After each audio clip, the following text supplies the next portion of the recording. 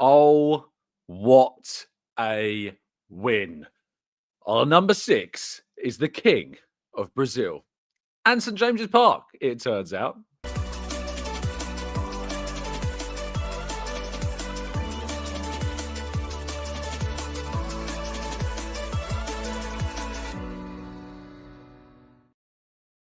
Hello and welcome to the Gooner Talk, back again with you guys and girls for another episode of what is the Arsenal Raw Reaction Show, joining you every single morning at 8 a.m. UK time, although I've just remembered that I've not actually changed the background to today's show and I've played the wrong intro, but it's fine. We don't need that. We don't need to worry about any of that because when Arsenal get a win, who cares? And I can't do anything about this beam of light that's kind of coming down from the heavens. I've tried everything. I've tried to move the camera around the room and whatever, but it's not going to change. So apologies for that. And I'm hoping that you can hear me. I hope you can see me fine and clear and all that, because as usual, when I am away and covering the club, of course, away from home, it is a little bit of a challenge at times to get everything in order. And of course, it doesn't mean there's a slideshow today, unfortunately, either. So it's going to be me talking to you as much as I can. And I say as much as I can because my throat is not in a good way.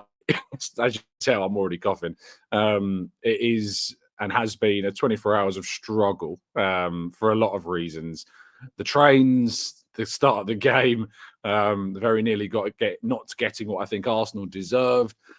All of these things have combined, along with a very frustrating cough, to make things a rather challenging weekend.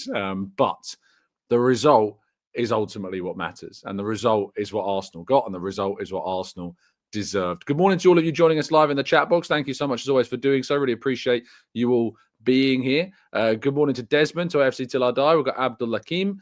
We've got Michael. We've got Dan and Dylan. We've got Bismarck Cops. We've got Daz. We've got John. We've got Elder and Sherry. Good morning to you all. Thank you so much for joining us. Plenty more of you in the chat box as well. It's a little bit tougher to do this. I do have my mouse, but I haven't plugged that in either. So I'm just having an absolute nightmare today. John Rocks has gifted 10 memberships to 10 random people in the chat box. So congratulations to 10 of you, whoever that happens to be, of course, this morning. And Cheech, thank you for becoming also a member of the channel. If not, you wasn't already, of course, as well.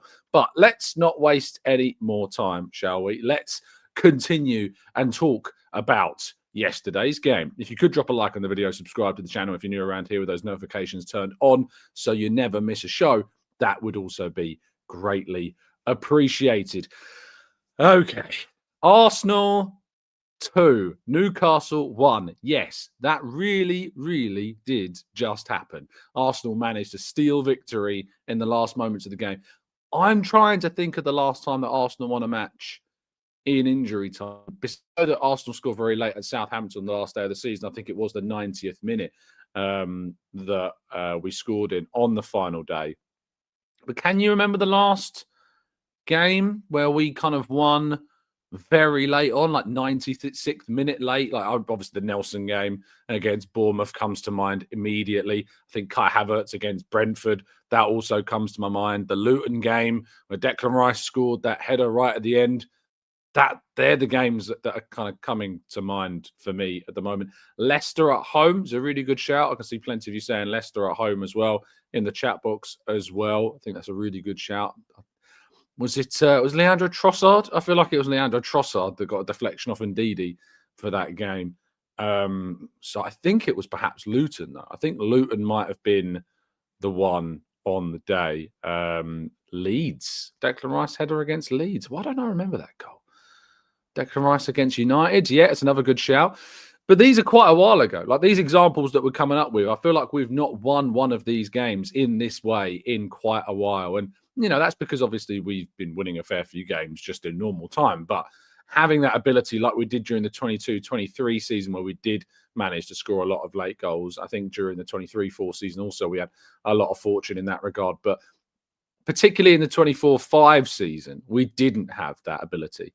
That really did kind of escape us quite a lot in the previous campaign. And when Arsenal headed into the final kind of added time and extra minutes of game, I don't think we had that ability to steal victory. So early on in the season and against such a difficult opponent, I mean, it is great to see that happening. But let's talk about the game in total. So the lineup, let's start with how Arsenal began the game, because the lineup was definitely interesting. There was a sense that maybe Odegaard would be fit for this game and potentially to start. Odegaard, of course, didn't start the game. It was decided that he wasn't yet deemed fit enough. William Saliba, as well, was not deemed fit enough to start the game. So Christian Mosquera came into that right centre-half position. And Leandro Trossard again started on the left-hand side. He received a bit of criticism from me and others, of course, for his performance against Manchester City, but he still started on the left. Eza, therefore, played in the 10, like a lot of you wanted Arteta to do, away from home. Could have played Mikel Merino, had him available, was on the bench, didn't, played Eza in the number 10 position, or rather kind of the attacking right 8 role as well. And I think Eza had an excellent game. I thought Eza was great. I thought he was threatening. I thought he was always there on the edge of the box looking to kind of snatch up any opportunities that fell his way. Was unlucky not to score with that volley that kind of went across Pope that had to be tipped around to the side of the post. Very unlucky not to get a result from any of Eza's opportunities in the game. And obviously the back four with Mosquera stayed pretty much as expected. Zubi and Rice, of course, in there as well. I thought both of them had really solid games as well, particularly Rice. I thought Rice was fantastic throughout the game as well. Gyökeres and Saka, of course, finishing things up in the 11. And Arsenal really did have the dominance in the entire game. I'm trying not to use the buzzword for today's show because I really don't want to use it unless someone obviously comments it. But how different did Arsenal approach this game compared to the game against Manchester City? Well, obviously, they're different opponents, so that comes into it. You can't ever forget that your opponent is, of course, a factor in these games. And I think sometimes we are guilty of kind of assessing matches, forgetting about who we're playing against. Newcastle are not Manchester City. They just aren't. And they play a very different way and a different style to what Manchester City played. And Man City came to the Emirates and just parked the bus. And Arsenal had to then break them down and watch the counters, which they managed to do for the majority of the game, except, of course, those 2 moments where Haaland got in and one, David Raya had to make a save, and the other, sadly, we conceded. But in this game, it was a very different approach to the fixture. Arsenal felt a lot more direct. They felt a lot quicker in transition. They just felt a lot more fluid and threatening in how they played the game. But that didn't stop them from going behind. They managed to still somehow take a lead in this game. Now, of course, the corner that Newcastle score from comes from a bit of a mistake from Mosquera. Now, Mosquera, I want to say, has been brilliant all season. He's been brilliant for Arsenal. I think he probably had his weakest game yesterday, and he wasn't amazing against Port Vale. He was okay against Port Vale. He did make one rather bad misplaced pass, which is like the cardinal sin of football, playing the ball across your own box and giving it away. But for me, Mosquera has been excellent at the start of this season, and I don't want this moment to cloud or to muddy the waters, if you like, of the start to his campaign, because he's been good. And it was just a miss kick. It wasn't like a huge mistake. He hasn't made the wrong decision. He could have gone back to Raya very successfully, but he just miskicks the ball. The ball just comes off his leg in a way in which he didn't want it to, and sadly goes out for a corner that ironically they then score from. And I think I remember turning to Simon next to me and saying, oh, you could just see him scoring this now after the half that Arsenal have had. And they did. And I think Gabriel is really weak in this moment. I think Gabriel is really frustrating in this moment because I think he goes down too easily. He makes up for it later on. Don't worry, we'll talk about that. But I thought Gabby was a little bit too weak in the battle with Voltemada. And I also think that he was quite fortunate after we conceded to, in some ways, avoid perhaps a harsh punishment.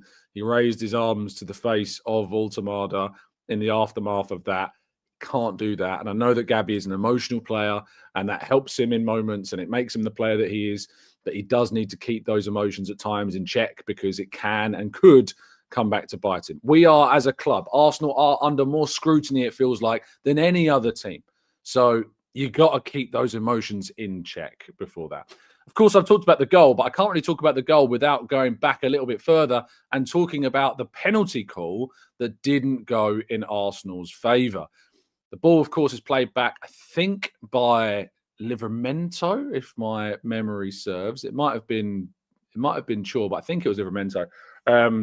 And of course, Gyökeres is there to kind of run onto the ball, gets to the ball first, taps the ball kind of round Pope, gets the contact from the goalkeeper, goes down, yes, a little bit theatrically, but he gets the contact, goes down, penalty given. And then there's this really lengthy VAR check. Now, in the moment, I remember saying this is Stonewall penalty. Utterly, in the moment, there was no doubt in my mind that that was going to be a penalty and it was going to stand. And then when I saw the replay, I was like, Stonewall penalty. Seeing it, I don't know why they're taking so long to check it.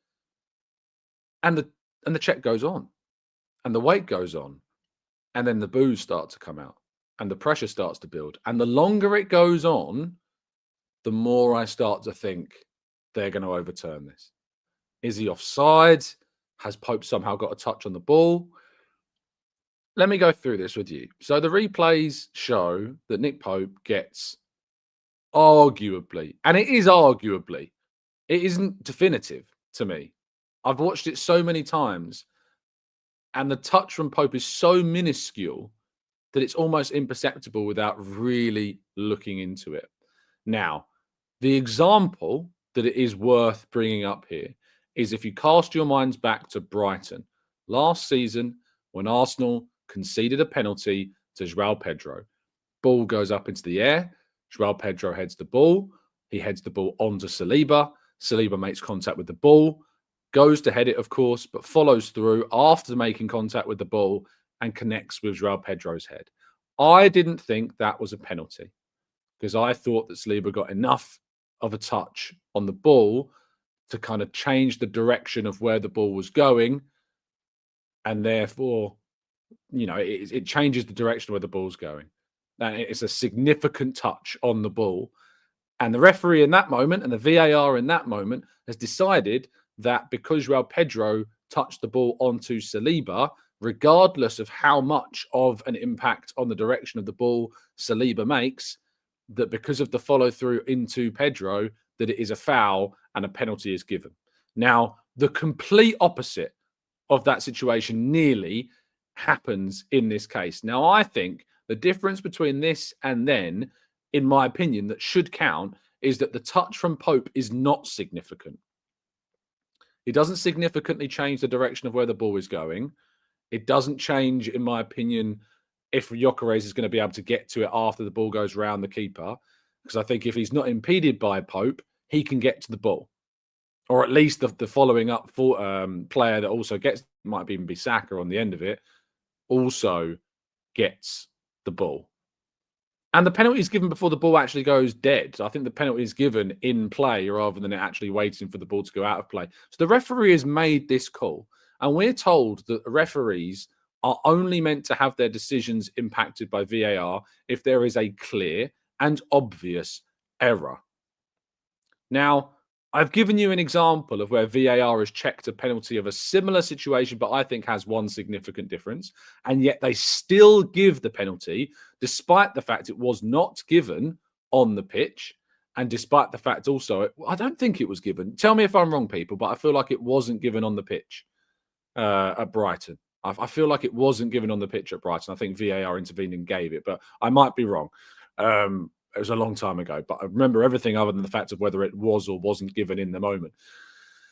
And in this moment, the touch from Pope is so minuscule, so tiny, and the moment is so subjective that the fact that this is overturned by VAR is, and I don't use this word lightly, and there is an ironic nature to using this word at St. James's Park, considering the context of this word, is a disgrace, an absolute, unequivocal, no apologies given, disgraceful decision by VAR. And again, it just highlights the inconsistency of the format. It highlights the frustrating consistency of how many times it is given against Arsenal and how many times Arsenal, I find myself talking about these moments and talking about VAR being a horrendous platform that makes mistake after mistake after mistake. I don't want the system anymore. Yes, I think the system can be better. Yes, I think you can give it to a third party. I think it could be managed in a different way. But as long as these specific officials, who are consistently shown time and time again not to be adequately efficient at their jobs, are in charge of this system, there is no point having them operate this mechanic. There's no point at all having them operate this system. Now, I'm going to give them a little bit of credit later on in the game, of course, for the Gabriel moment, but that is a lot less subjective, that penalty call, and we'll talk about that when we get to it. But it is just so disgraceful how often, how significant a moment in games, and how frustratingly annoying it is that it seems that Arsenal seem to be on the end of these overturned decisions. And yet it doesn't seem to happen to other clubs. I'm praying that's just coincidence. I pray and I hope and I continue to long for that just to be coincidence. And until I see evidence to the contrary, that isn't just the examples that we see on a weekly basis, I have to go on that prerogative, because the alternative is just simply too scary to consider in a real way. And I know it's easy from your perspective as well as a fan sitting in a chat box or posting onto social media to say certain things. From my perspective as a journalist, of course, and putting myself out here, it's a lot more difficult without hard evidence to say certain things. And I can't say that. And so my opinion is right now, my honest opinion is that they are just bad. They are just terrible. And that these are just coincidences, because I have to see evidence to the contrary to suggest that it's not, of a genuine reason as to why it would be anything other than just a coincidence. And that's why it is my view that it is just coincidental at the moment. But it is so frustrating that it keeps happening so consistently to Arsenal. And another example as well. Yesterday, Crystal Palace scored the winning goal. Sorry, Saturday, Crystal Palace scored the winning goal against Liverpool with, I think it's Mark Guehi. I might be wrong, but I think it might be Mark Guehi. Picks up the, in fact, I can double check if it is Mark Guehi. Gets the ball, gets a towel on the sidelines, dries the ball, and then, of course, proceeds to throw the ball into the box. Who is it? Is it? No, it's Lerma. Sorry, it's Jefferson Lerma who throws the ball into the box. And yesterday in the game, Calafiori, with his ingenuity, grabs a towel that he sees on the touchline. It's behind the goal line. There's a throw-in to be taken just near the corner flag from an Arsenal perspective. Grabs the towel. Jarrod Gillett sprints over. No. You're not allowed to use that towel. You can't use that towel. Now, I think that it's Nick Pope's towel. I'm not 100% sure, but I think that it is. And he throws the ball, or rather, he throws the towel so far down the goal line, it's not actually clear. It's not clear whether or not the towel is actually Nick Pope's, because he's, whoever's towel, if it is Nick Pope's towel, he's thrown it so far down the touchline that it's almost nearer the corner flag than it is the goal. And so I think Calafiori sees this and he's like, oh, I'm going to grab a towel. I'm going to use it, dry the ball, throw the ball in the box. Now, I don't know what the rules are exactly. I have heard suggestions that apparently they are trying to clamp down on the use of towels. It's trying to time waste. Now, this isn't the first half. I don't think there's any time wasting going on here. But it's just strange, isn't it, how in one moment in a game against Liverpool, a ball that has been dried by a towel, thrown into the box, leads to a goal, Liverpool lose. Next day, Arsenal, known for their long throws, have practically been the catalyst for the reintroduction of long throws in the Premier League. And Arsenal are now being told to not use the towels that they spot. So, yeah, look, it makes absolutely no sense to me. I've never seen that before in my life. I've never seen a referee tell a player not to use a towel or to blow his whistle, run over and throw the towel further down the goal line than it already was. He didn't go and give the towel back to Nick Pope, by the way. Jarrod Gillett throws the towel by the corner flag. It was baffling. Absolutely baffling. Anyway, do forgive me, as I say, I'm trying to speak for a long while without coughing, which is quite hard. Second half, same team, didn't have a problem with that, didn't want to see a substitution. I didn't think we needed to make a sub at half-time. I don't think it was like it was against Manchester City where we knew there needed to be a change. We were on top. We were the more dominant team. We were creating chances. And that theme continued into the second half. Game continues to flow. We get some opportunities. Lovely ball from Zubimendi to Timber. Great save by Pope. Eza, I think, has another chance as well. Well saved by Pope. Livramento goes off injured. Looks a really bad injury, and of course, thoughts are with Livramento and hoping that he is okay. But it looks quite a serious knee injury. Oh, sorry, we did make a sub at halftime. Saliba came on. Yeah, sorry about that. I think that's one that it's easy to kind of pass by because it wasn't an offensive change. It was a like for like. Saliba comes on at halftime. And as I say, we kind of carry on as per. There's no structural changes, no system changes. It's just the same attacking lineup we had, of course, before. And gradually, as it appears that we are struggling to still break them down, get the opportunities that we need, we then do start to make some changes. And Arteta changes the system quite considerably. Calafiori comes off for Merino, and Martinelli comes on for Saka. So we go to a back three, and we get a goal. And the goal comes from Mikel Merino, who, of course, has faced quite a lot of criticism from you. Not all of you, but you. You know who I'm talking about. If, indeed, that is you watching, and you've been one of the people that have been lambasting Mikel Merino. He has not been the problem. Mikel Merino has not been the problem when we've been moaning about Mikel Merino's selection. He isn't the problem. The selection, the system, that's been the more of the issue that we've had to address. He is a good player. He is a valuable player. He scores big goals in big games, and he's done it throughout his Arsenal career. He scored against Liverpool twice. He scored against Real Madrid. Now he's scoring at St. James's Park. This guy scores big goals in big moments, and he's a big player for us. Until the faster you get that into your minds, the better. He's not a defensive player. He's very much an offensive player. And he offers something in the final third. But we didn't need him from the start of this game, as was shown by the performance. But we did need him on the field to get the win. Brilliant ball from Declan Rice.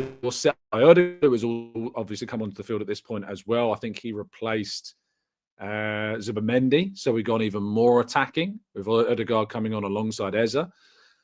Get the equalizer. The next change that Arsenal makes is an interesting change. So Lewis-Skelly comes onto the field, I think for Trossard. I think it was for Trossard.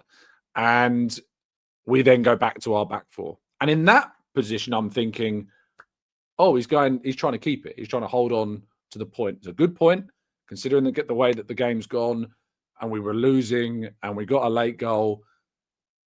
If we had have taken a point from this game, it would have been disappointing, but it wouldn't have been the end of the world, considering how frustrating the game had been. And the discussion wouldn't have been about how Arsenal dropped points.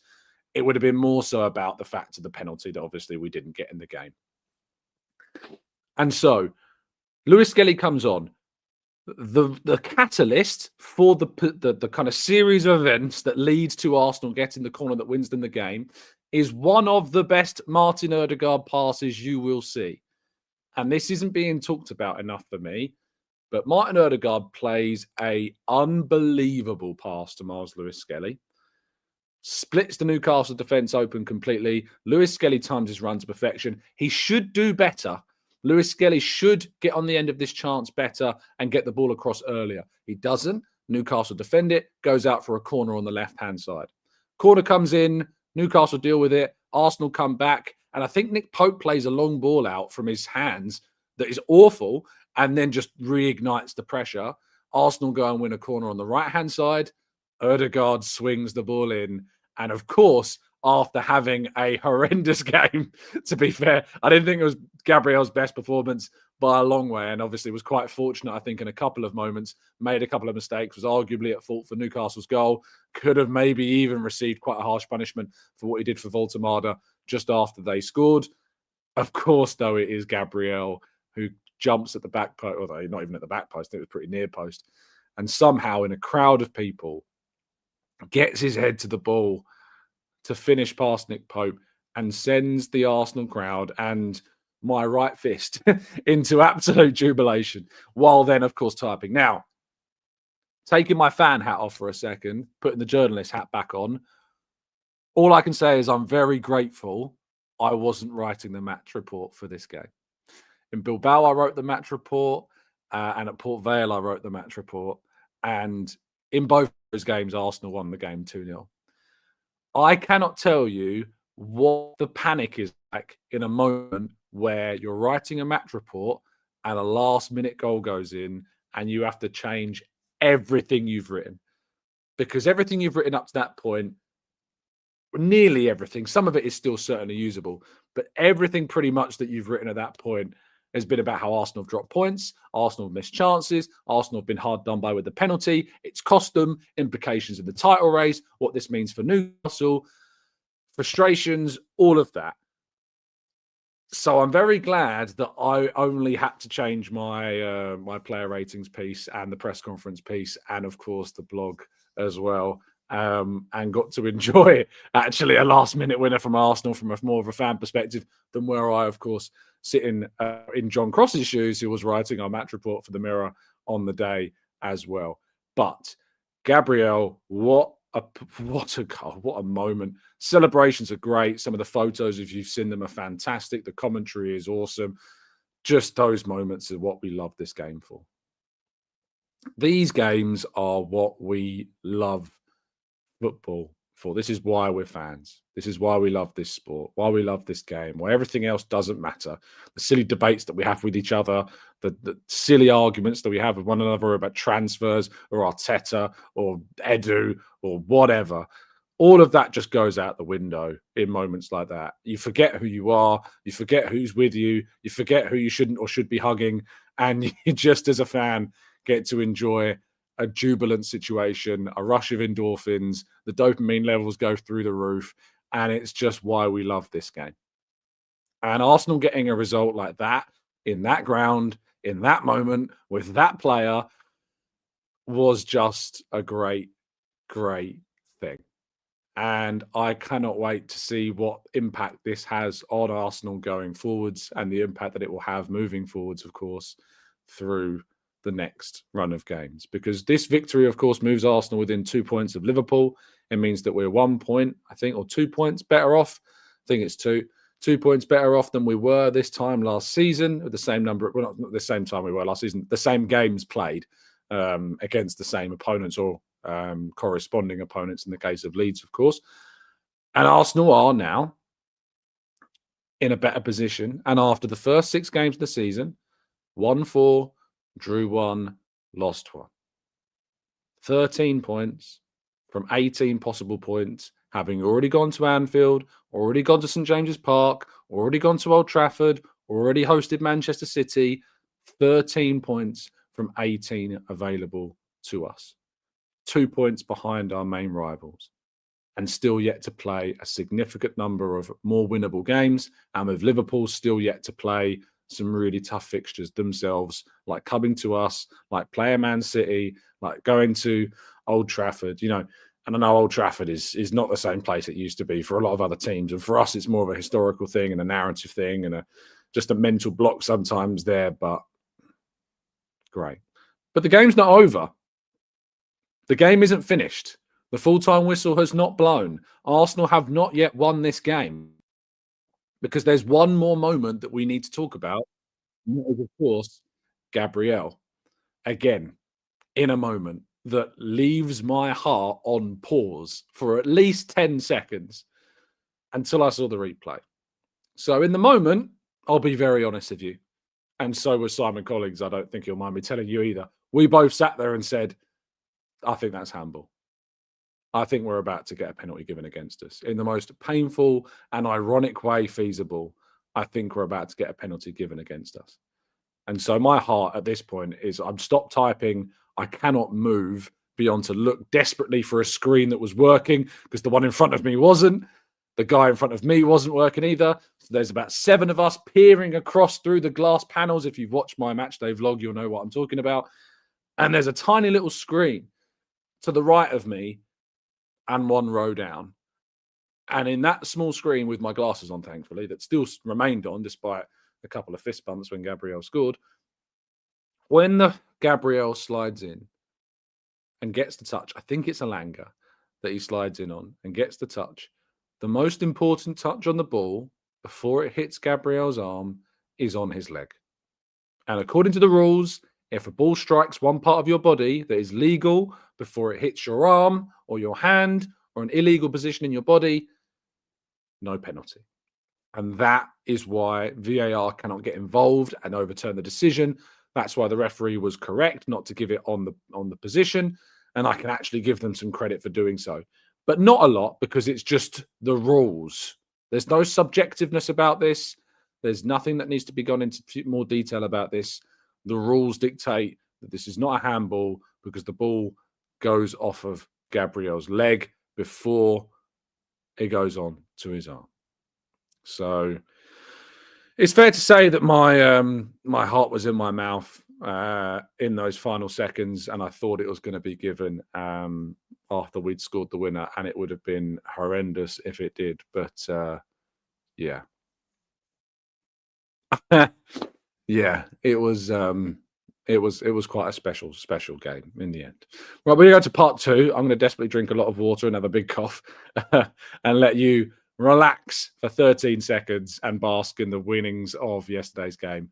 Let's go to part two. You'll comment some more right after this.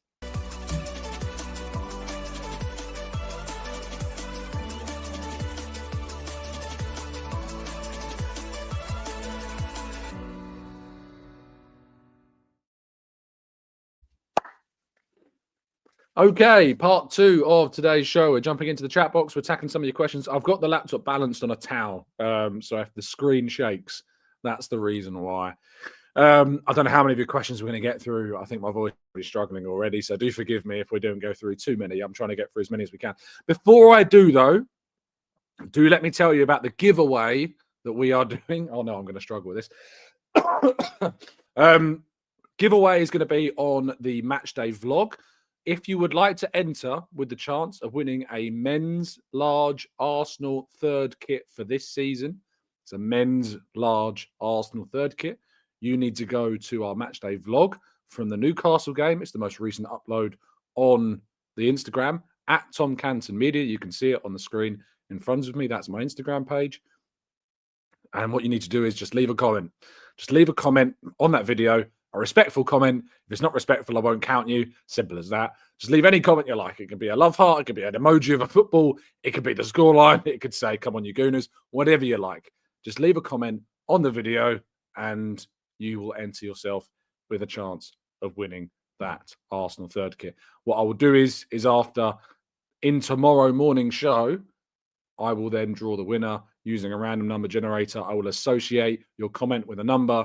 I will comment the number that you are before tomorrow morning's show on that vlog, and you'll know, therefore, which number corresponds to you. That's how it's going to work. So if you want to get involved, go and watch yesterday's matchday vlog. I uploaded it today on the Instagram. And if you want to enter to win a potential large men's Arsenal third kit, you could be in with a chance of doing it. I think I'm going to struggle to do many of these questions, but let's see. First of all, I'm going to have a...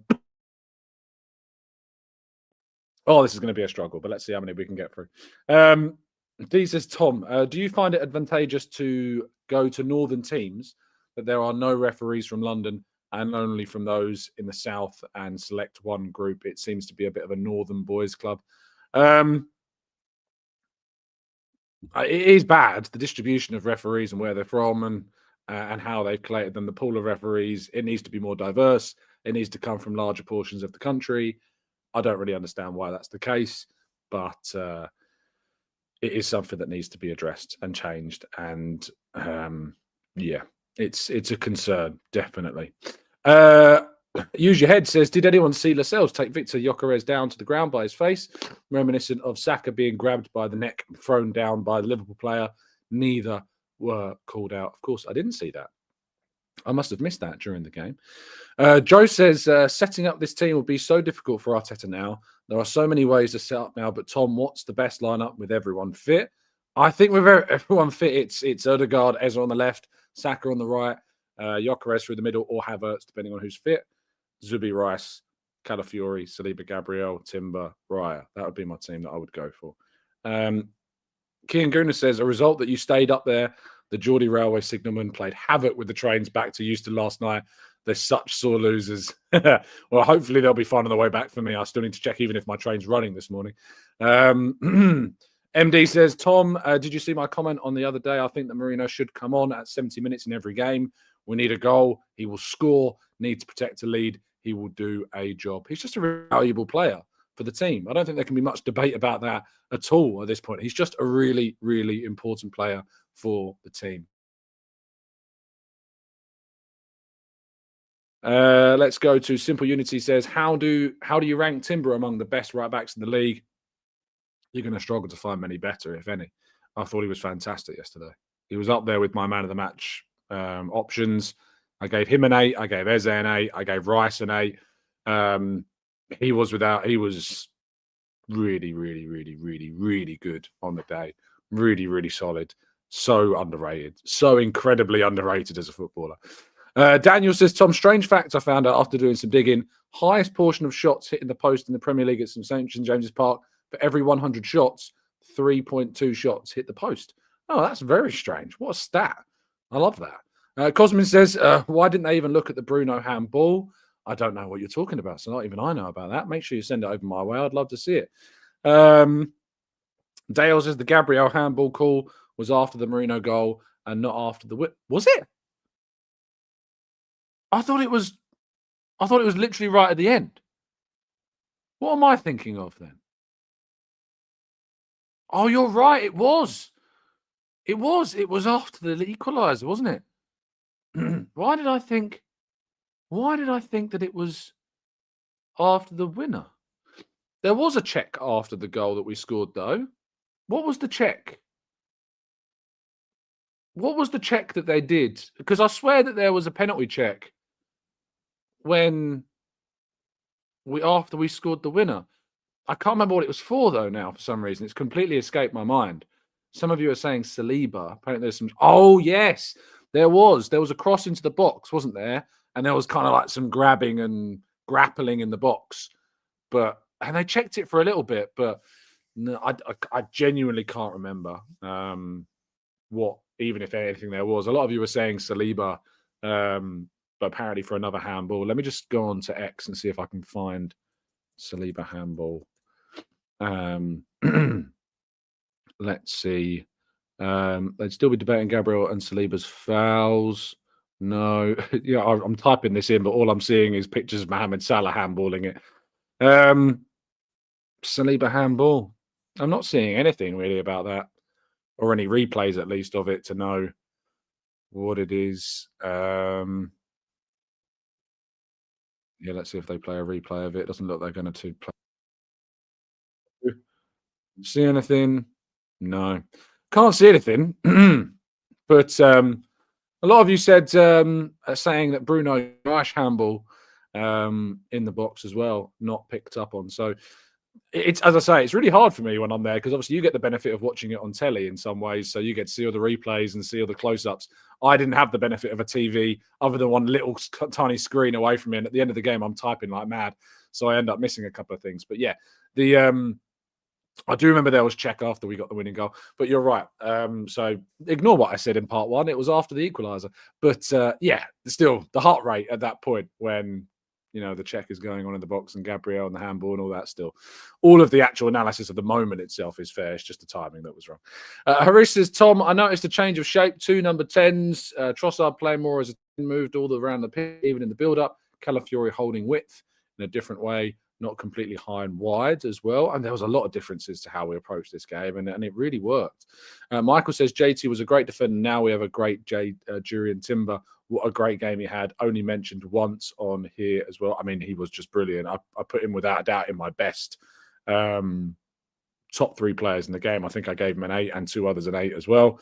Ian says, when was the last time that we came back from trailing to win the match before today? I'm sure it was a long, long time ago. Finally broke the hoodoo. Now normalise it. It's a really good point. Does anyone know? When was the last time Arsenal came from behind to win a game of football? Where was it? It wasn't Sunderland. It wasn't Southampton, sorry, in the last day of the season because we were 1-0 up in that game. Can anyone remember? What was the last game that Arsenal came from behind to win? I can't remember what game it was. It's a really good point. And it's something that needs to change. Spurs? Could be Spurs. Yes, it might have been Spurs, actually, I think. I think it might have been Spurs at home. I think we went 1-0 down in that game. The Heung-min Son score. And then we scored Bournemouth at home. Could be Bournemouth at home. 1-0 down at home to Southampton last season as well. It's very true. 89th minute, Michael Thomas, yeah. I mean, we weren't even 1-0 down in that game, but certainly coming from behind is not something that Arsenal have been known for doing of late. And it's more so losing points and winning positions, of course, which I don't think we have dropped any points from winning positions this season. We lost to Liverpool and we scored for second against City, didn't we? So, yeah, so far we've not dropped any points from winning positions, which I think is another important one as well. I think it's Tottenham. I think Tottenham's the last game. I think Spurs at home is the last game that Arsenal went behind and still won the game. I think it's Spurs at home. I think when Trossard scored twice in that game. Certainly he scored the winner, but I think it's Spurs at home that we managed to come from behind to win, and that's the last time that we did. But we don't do it enough. Now, it's obviously not good going behind, but you want to be able to have that mettle and that desire to still get the result at the end of the game.